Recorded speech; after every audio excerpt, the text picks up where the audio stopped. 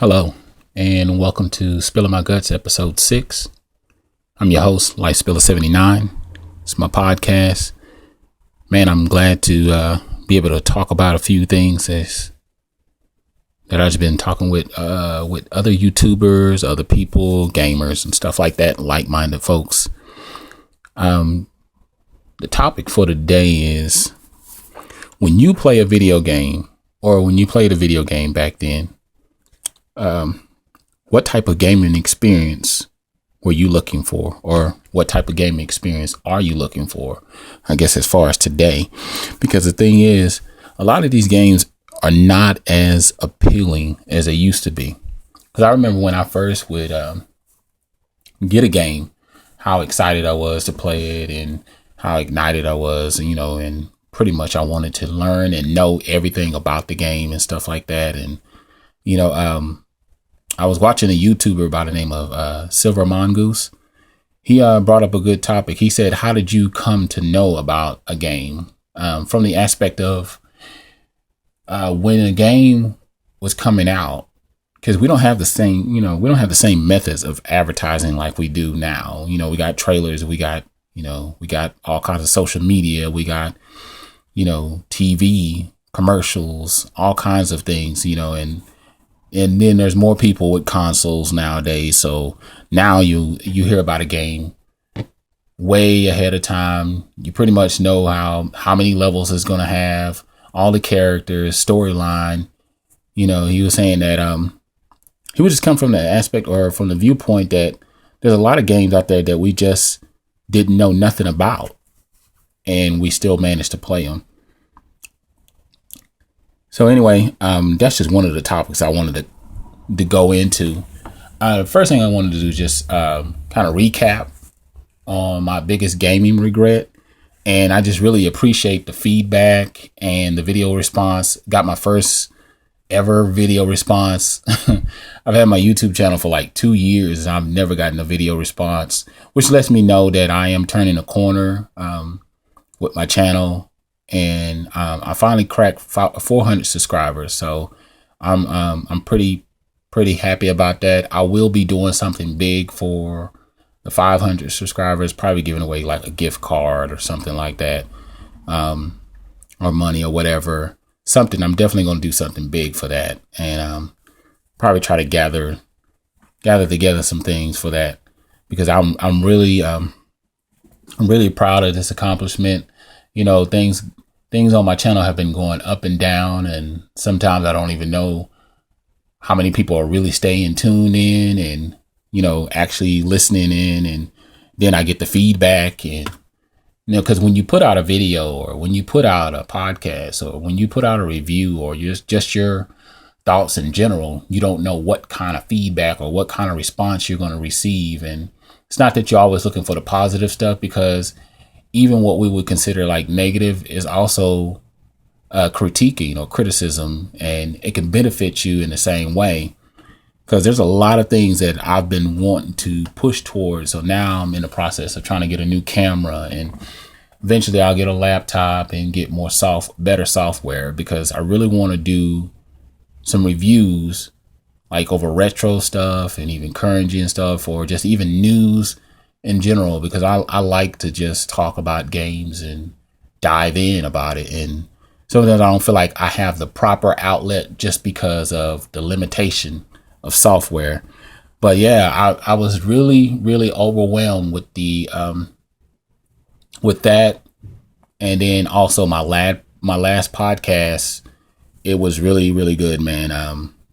I got like an overwhelming response, and it was just talking about my gaming memories, and the Famicom and the Retron 5 and all that, all those things. And it just it feels good, man, and just to know that people are listening, and that people have some of the same thoughts, but then they also have different thoughts that they're bringing to the table, and that's pretty cool. So the biggest gaming regret, I really, really was impressed with that, because it turned out so well, with all these people just coming forth, just telling me all kinds of stories.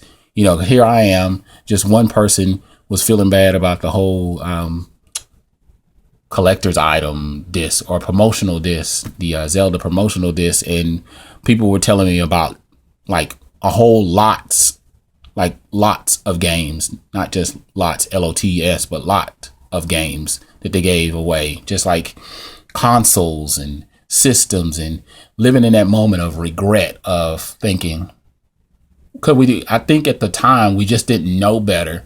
You know, a lot of people were telling me about mint condition games that they had, and some people were saying they just traded off games. But the first person that actually did a video response to Biggest Game Regret was RetroRanime or Anime. Yeah, it's a really, really cool dude, and you really need to check him out because his channel is pretty awesome. And the overwhelming surprising thing to me is that when I watch somebody's channel and then I look at how many people are viewing that channel, it kind of baffles the mind a little bit, because I'm like, this guy has a lot to talk about, and he's been picking up some really awesome stuff, and he's getting a little bit more active and stuff like that. And I think at this time he only has about 60 subscribers.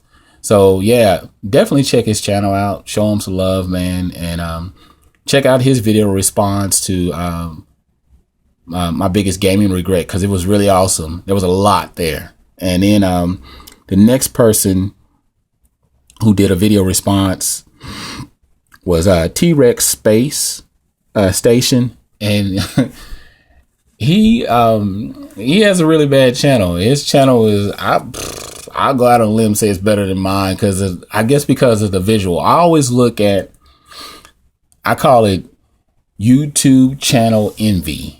And sometimes I envy what I don't have, and he's using all the software, you know, some of the proper software and stuff like that to be able to illustrate what he likes and what what games he likes. And he did a video response, and his channel is pretty awesome too.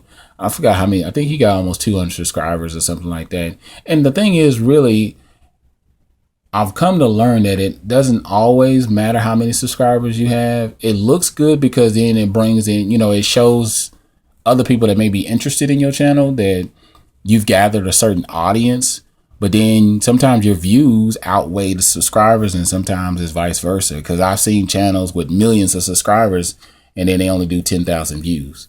So not that none of that really matters. I just like to be able to get in tapped or in tune with different audiences and get different perspectives on things, begin to learn new things from other folks and get other people's ideas and grow from that, because they may open me up to something that I never even thought about. Like the other week I was watching Happy Console Gamer, and he was talking about his top 10 anime games, and normally I would just click past those kind of videos. And even Ehrgeiz did the same thing. She was talking about her top 20 or her top 10 anime games and stuff like that. And, normally I dove past that stuff, but for some reason I was interested. Maybe it was their deliverance, that intrigued me, or maybe it was the visuals that they used in order to capture the mind. I don't know what it was exactly, but he was telling us about this one movie, his number one movie. I can't think of it now. I think it's pronounced Akira. And it actually turned out to be a really, really good anime. I thought, I was like, nah, man, this stuff is just stupid and it's cheesy. Cause I'm not into the comic books, but I'm turning corners. So just work with me. But yeah, it turned out to be really good. So yeah, anyway, getting back to TRexSpaceStation, he has a really awesome channel. He does really awesome discussions, video responses, pickups, and stuff like that. He just does everyday kind of thing, but he uses a lot of screen capture and visuals and stuff, and I really like that. I know people always tell me they love my channel because I'm simple and I keep it down to earth and whatnot, but there are so many other things that I want to do, but I want to still keep the simplicity of my channel. And the last person that did a video response was Ehrgeiz, which is my good buddy from I think he's from UK. I hope I get that right, because I have a lot of people that watch me from the UK and Australia, in England, and it trips me out because it seems like there's more of my subscribers over there than it is in the States, but I could be wrong. I know I got a lot of people that automatically respond, and I love it. I really do. But yeah, he did a video response, and he's just starting up his channel. He was with Felt Good Inc. And but he decided he wanted to split off, do his own thing. So now he's starting his channel out, and I just be on the lookout for him. He just did a video response about what video game got you hooked. And man, I think I'm gonna leave a video response, something real quick, but just haven't got around to it. Actually, I shot something, but I didn't like it. So then I was like, nah, never mind. I'll just get rid of it. So I did. But yeah, reason why I wanted to talk about what type of gaming experience are you looking for is because when I look at the vast majority of games that are out now, I kind of yawn at them. I mean, because for one thing, being a retro collector, I always look at the price. Price is like the number one thing. I know price shouldn't be that high for people, but it is. And then I look at the storyline of a game. I look at the gameplay. I look at the lasting impression. What kind of lasting impression is it making on me? And that's where the nostalgia comes in. And that's why I'm so deep into the retro. Like when I first got Zelda Wind Waker, after all that time, it was like there wasn't hype just behind it. It was my own hype. It was my own anticipation.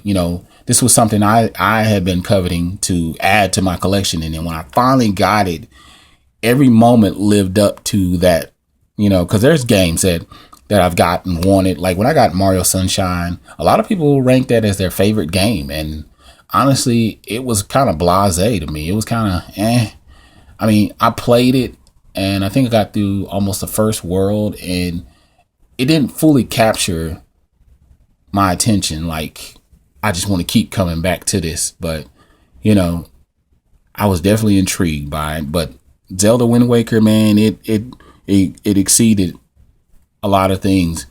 And what's funny to me is that I know that a game has made an impression on me is that when I play it, like for the second or third time, I can remember certain things that I was doing at that time, like maybe a certain song that I probably was listening to, or maybe something I was thinking back to at that time. Because I do a lot of thinking and a lot of writing, either before or during or after playing a game and stuff like that, because it jogs the memory and it helps me, it helps stimulate the mind and stuff like that. So yeah. And I don't know, I guess when I look at the games now, I don't feel like they're as creative as it used to be. The new IPs, that's what I'm always, like I've said it, I probably said this on videos, I probably said it on podcasts. I'm always looking for the new IPs because it's an interesting idea that's going to expand upon something else. And, we're always looking for that new something to come out. That's what I love about DLCs or the indie games, because for me, it sparks something in me, and the thing is, they take it back to the pure essence of what gaming was, before the big companies came along, before the EAs, the Activisions, the Naughty Dogs, all these big companies that are out there in the world, before the big Sony, Microsoft and all that, we just had the bare necessity type games out there. We were entertained with Marios and Sonics and we were cool with that. And now it seems like we have to be wild in order to stay entertained, and I have to say the last game that this year was Zelda Wind Waker that just blew my mind. And I'll probably do like a top 10 of games I played this year instead of just top 24 or top games of 2014, because I haven't really played a lot of current gen stuff yet, or even new games, I guess, that's just been released new. I picked up Chrono Trigger for the I downloaded it for the PSN, or for the PlayStation 1 actually, and I think it's called Guacamelee or something like that. It was supposed to be a big game that came out last year, and it's actually pretty entertaining. And see, though, the guacamole just kind of brings back to the point of the DLC games and indie games. Jeez, downloadable content or downloadable games. Well, I'm saying all this stuff that does not match. But yeah, to me, it just shows that they care because you got a smaller team who's more passionate. Like when I talked about Fez or Super Meat Boy or I can't even think of the name of the doggone game. It's on top of my head, but basically the guy used a bunch of puzzle pieces and you could rewind and go forward as much as you wanted to. That game was astonishing. And to think that was only done by one person, it just blew the mind away. But see, it takes it back to that pure essence kind of thing where you can see time and care and effort was put into that. And for me, it just brings up other questions like, do you think that single player games should still be worth $60? Because some people look for multiplayer experience and then some people look for just a single player experience. I don't know what you guys look for exactly when you're playing a game, but yeah, to me, that's what I'm looking at. That's what I'm thinking about. And then just kind of going back to what I'm looking for in a gaming experience, I'm looking for games that will keep me entertained, will make me thirst and want to come back for it. Like Ni no Kuni made me want to come back and play the game, not just to be able to say I conquered it or I beat it, but I was actually enjoying it at the same time because of the time and care that they put into the game, the illustrations, the voiceovers, because I knew it was a JRPG and stuff like that, and just the effort and everything that they put into it. You could tell that they did this with real care and thoughts as far as being able to realize this is a product I'm proud of putting out there. It's not something rushed, not something just thrown out there, because I've been going through Game Informer and just looking at all the reviews, and they've been some really weak reviews. I've seen some games with 2s on it, and it's current gen stuff. And it just, to me, it's just like mass production, rush, no thought process, no love, no care, and each and every part of the game is supposed to mean something.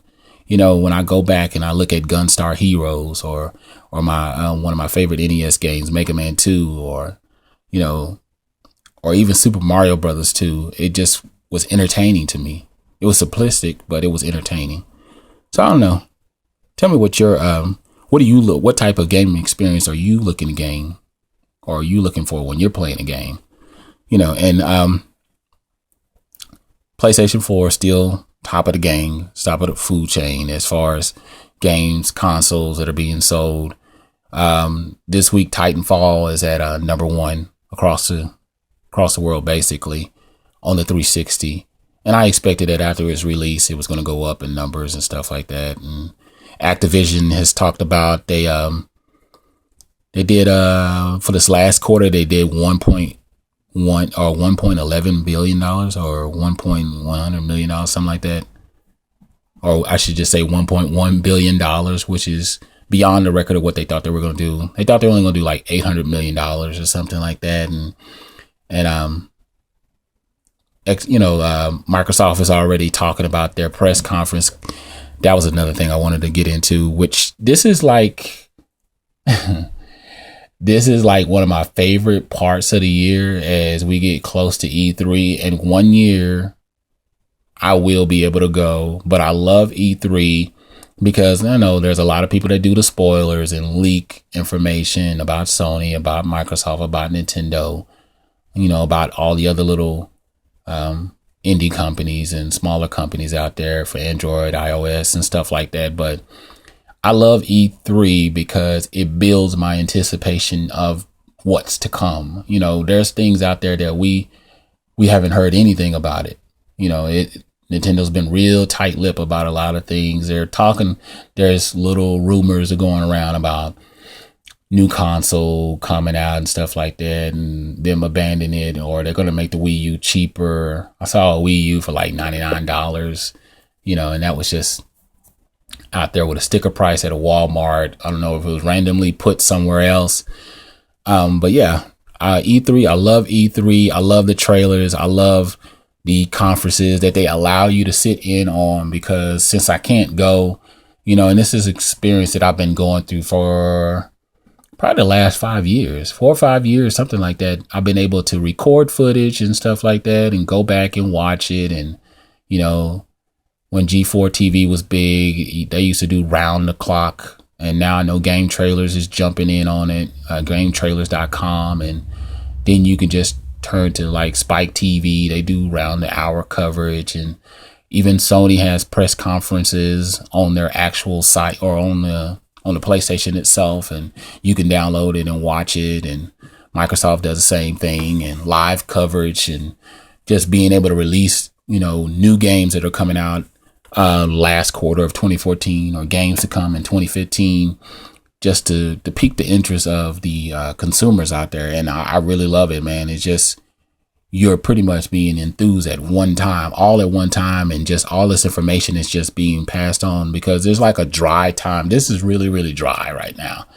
Gaming is really, really dry. So I'm just waiting on the next line of games to come, waiting on the next bargain deals to come up and stuff like that. But I was reading an article about Destiny today, about the production, the cost, the expense, everything. When you total it all out, it's going to be over $500 million. To me, it's kind of scary when I hear that, because for one thing, the good thing is it's coming out on multi-platform.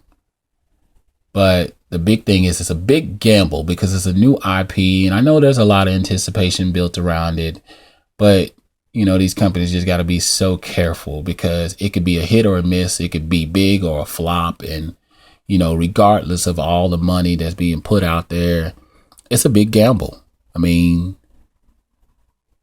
it's a new IP. It's a new idea. I mean, first person shooter games and stuff like that, they do well. I mean, they do really well. And, Activision is putting their money in the bank on this one, that it produces like the Call of Duty games and the Skylanders and stuff like that. Those games have done over $1 billion, and surprising to me.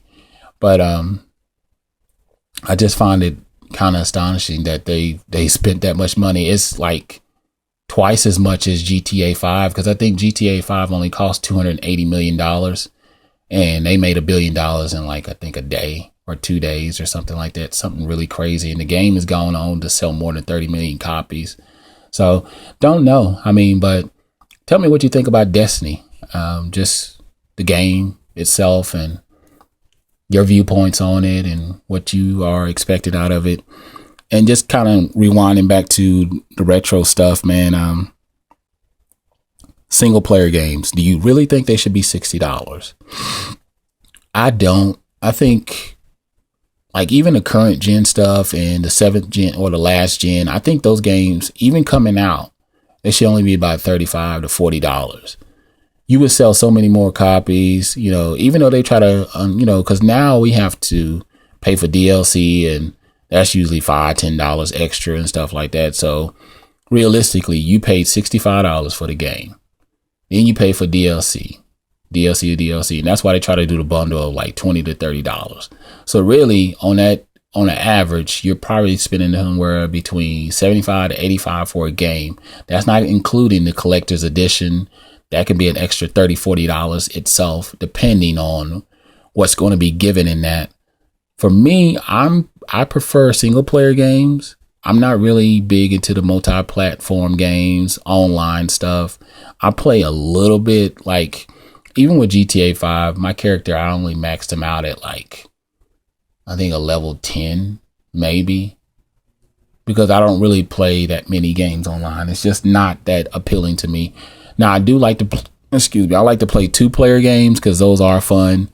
I like to do the head-to-head kind of games, and that's pretty cool, because I just found out playing, I think it's pronounced Guacamelee or something like that. There's a certain point within the game you can play 2 players. So I thought that was pretty interesting, and they just slid that in. I never knew about it. I actually think I heard of the game like one time last year, and that's the kind of stuff I'm talking about. I don't want to know too much about the game. I mean, and I talked about this with Games Not Loaded. We were talking about just our experience and nostalgia and what we expect out of games now. And you know, he was talking, because we've been talking back and forth on Google Plus, and we were comparing some of the same games that we're playing. You know, like he's playing Prototype 2, and he said he's not even playing, like he kind of stopped playing it a little bit because he just lost interest in it. And I told him, I said, it's really, for me, it's just an open sandlot of destruction, and really that's all I'm playing it for. I don't even listen to the storyline. Let me just tell you this. I turned the volume down and I stopped listening to the game. I stopped listening to the subtitles, storyline, everything. I'm just destroying and causing mayhem from one point of the city to the other. And that's pretty much, because the last time, think about it. What was the last game, or can you even name 10 games? Like seriously, off the top of your head, without having to write it down, 10 games that just stood out to you and you knew what the point of the game was, the storyline, the characters. Because I honestly don't know a lot of those games, like right off the top of my head, that just left a lasting impression. Like, oh, this was the point of this game, or this is what happened in this game, or this is this character, and this is the storyline. And, you know, but when I go back to retro, I can do that easily. I can name games upon games upon games, because I went back and played it, because it had a replayability lasting effect on me. So yeah, just some stuff to think about. Anyway, I haven't picked up many games in the past few months, not like I normally do, because everything's been kind of slow, and I've actually been seeing a lot of YouTubers that's in the States. They've been saying some of the same things. It's kind of dry right now. I'm thinking of starting to put myself on a lot of communities and stuff like that, like the garage sales, because I don't even take advantage of garage sales. I said, man, in order to find something different, I got to do something different. So I said, I'm going to start trying to do that maybe this summer. You know, my son being gone, he'll be gone for the summer and stuff like that. So now I'm going to try to head into that, maybe start going to some garage sales, find some within my local area, and just clean up and just buy bulks and bulks of games, because I love buying games. I'm at almost 550 at this point. I think I just did a count the other day. It was like 545 or something like that. You know, so I'm pretty excited. I'm pretty pumped. And by the way, if you still are listening, awesome. If not, okay, just listen again sometime. But oh yeah, collections.com. They're doing a new show and tell. They're going to do one at show and tell 5. I think it's going to be, what's today? As of today, it's like May 6th or something like that. I think this last Google chat that we do, and it's really cool because we talk to all these gamers across the globe, talk to people in UK, Canada, I think Spain or Peru or something like that. I forgot where Gabriel's from, but we talk a lot of gamers. So what we did, I came up with this idea. What Corey decided to do was, because of the time difference, it's like a 6-hour time difference, and it's not just for the people in UK, it's for everybody across the globe. We're just doing like a hangout, and this will be the 3rd one. We may start, he said he wants to start moving it towards 2 every 2 weeks. We used to wait a month.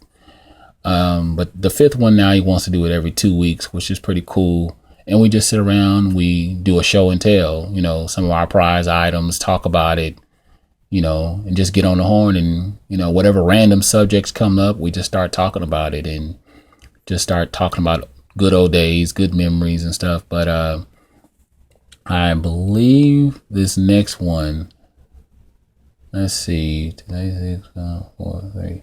I think the next one is the 16th or the 17th. We always hold it, so it's going to be in 2 weeks on a Saturday. So I think it's like the 16th or 17th, whatever that Saturday is at. And it's going to be 2 p.m. Central Standard Time, which is like 8 o'clock in England or UK. So we wanted to be able to do it at a reasonable time. So whatever your time is, man, Google, go ahead and log on and get on Google Plus. If you don't have an account, sign up, get one, and go to collections.com. That's COLEXIONS, and just get on it. But yeah, that's it for now. Wanted to keep it short and brief, and I just kind of wanted to go back to what I did in my first podcast, where I just got on a podcast and just started talking, because there's not a lot to talk about right now. Like I said, it's kind of dry right now, waiting on that big bubbling oil to just pop up out the ground, and then all this information is just going to come out, and all these people are just going to come out talking about all these games, and and I'm really, really pumped about what the indie games world is going to do. I can see it conceptualizing some stuff that's just going to be awesome. But other than that, this is Spilling My Guts, episode 6. I'm your host, Spiller79. I'm out.